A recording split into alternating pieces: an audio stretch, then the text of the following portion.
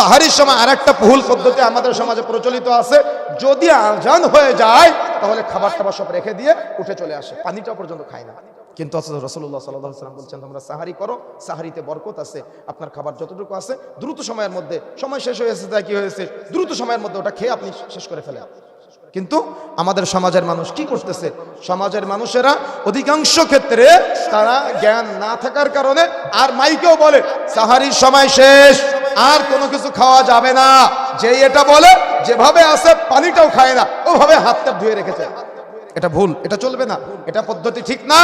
বরং চেষ্টা করতে হবে আমাদের খাবার প্লেটে যতটুকু আছে অল্প পরিমাণে আছে এটা দ্রুত খেয়ে শেষ করে ফেলতে হবে।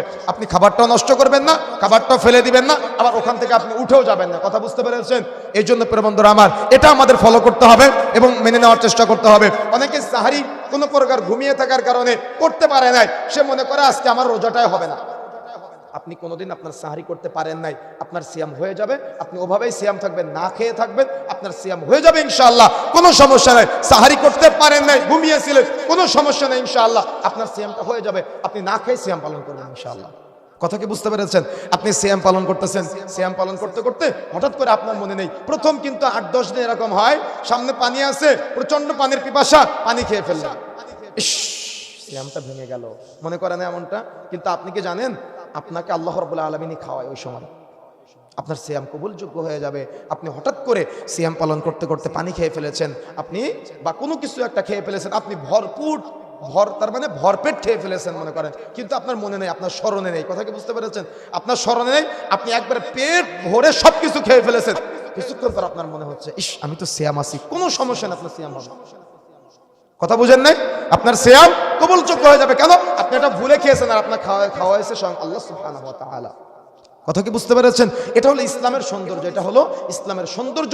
এই জন্য সিয়াম পালন করতে করতে যদি হঠাৎ করে খেয়ে ফেলেন, আর এটা মনে করবেন না যে আপনার সিয়াম নষ্ট হয়ে গেছে, ভুলে খেয়ে ফেললে মনে করবেন আপনাকে আল্লাহ সুবহানাহু ওয়া তাআলা খাওয়াইছে, কোনো সমস্যা নেই, আপনার সিয়াম কবুলযোগ্য সিয়াম হয়ে যাবে, আপনি সিয়াম কন্টিনিউ করবেন ইনশাআল্লাহ। কথা বুঝতে পেরেছেন? এই জন্য আমাদের এই প্রচেষ্টা চালাতে হবে, আমাদের এভাবে সুন্নাতগুলোকে বাস্তবায়ন করতে হবে এবং ইসলামকে কঠোর করা যাবে না। যেভাবে যেখানে কঠোর করা হয়েছে সেখানে কঠোর, যেখানে শিথিল করা হয়েছে সেখানে আমরা শিথিলতা দেখাবো ইনশাআল্লাহ। কথা কি বুঝতে পেরেছেন?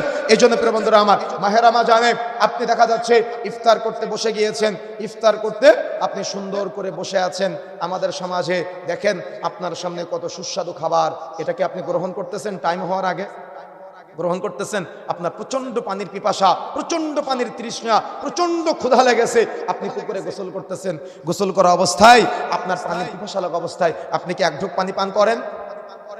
আপনি যখন আপনি গোসলখানায় গোসল করেন, পৃথিবীর কেউ আপনাকে দেখে না, আপনার প্রচন্ড পানির পিপাসা তৃষ্ণা, আপনি কি তখন এক ঢোক পানি খান না? তাহলে এটা কিসের ভয় বলেন তো? কার ভয় এটা?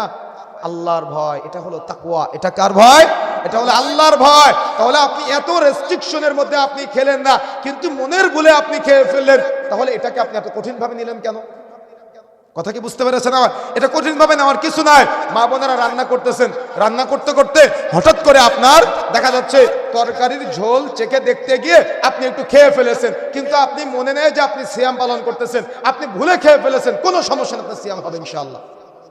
আপনি কি জানেন সিয়াম পালন করতে করতে আপনি শুধুমাত্র জিহ্বার আগায় তরকারির ঝোলটা দিয়ে আপনি দেখলেন লবণ হয়েছে না হয় নাই, আপনি ওটা গিললেন না, কুলি করে আবার ফেলে দিলেন, তবু আপনার সিয়াম হয়ে যাবে। এটা স্মরণে থাকা অবস্থায়, তার মানে আপনার স্মরণে আছে, যারা মা বোনেরা কথাগুলো শুনছেন, আপনার স্মরণে আছে যে আপনি সিয়াম পালন করতেছেন, তরকারির ঝোলটা চেখে দেখা দরকার লবণ হয়েছে কি হয় নাই, তখন আপনি একটু ঝোল হাতে নিয়ে জিহ্বার আগায় দিয়ে লবণটা চেখে দেখতে পারেন, যাতে করে কণ্ঠনালী অতিক্রম করে ভিতরে না যায়, তার আগে আপনি কুলি করে ফেলে দিবেন, আপনার সিয়াম হয়ে যাবে। ইসলাম চমৎকার বিধান দিয়েছে, আলহামদুলিল্লাহ। কি সুবহানাল্লাহ বলবেন না? তাহলে এমন চমৎকার ইসলামের সৌন্দর্য, ইসলামের চমৎকার বিধান, এই বিধানগুলোকে আমাদেরকে ফলো করতে হবে এবং আমাদেরকে গ্রহণ করতে হবে, মান্য করতে হবে, সমাজে প্রতিষ্ঠা করার প্রচেষ্টা চালাতে হবে। পারবেন ইনশাআল্লাহ? চেষ্টা করতে হবে আমাদের। এগুলা সুন্নাতের সৌন্দর্য এবং এগুলা সুন্নাতের আদর্শ, আমাদের এই সুন্নাতের আদর্শগুলা আমাদের বাস্তবায়ন করার প্রচেষ্টা চালাতে হবে। এখন আসুন, মাহে রমজানে আপনি সিয়াম পালনের জন্য প্রচেষ্টা চালাচ্ছেন, সিয়াম পালন যে আপনি করছেন, সিয়াম পালন করা অবস্থায় আমাদের সমাজের বিভিন্ন সমাজে বিভিন্ন রকম পাপাচার করতে কিন্তু আমাদের সমাজের মানুষদেরকে দেখি। মনে রাখছেন, রমজান মাসে আপনি সিয়াম পালন করতেছেন, সিনেমা দেখতেছেন, সিয়াম পালন করতেছেন, মিথ্যাচারের সাথে জড়িয়ে আছেন, সিয়াম পালন করতেছেন, সুদের লেনদেন করতেছেন, সিয়াম পালন করতেছেন, কিন্তু আপনি সালাত আদায় করতেছেন না। তাহলে কি হবে জানেন?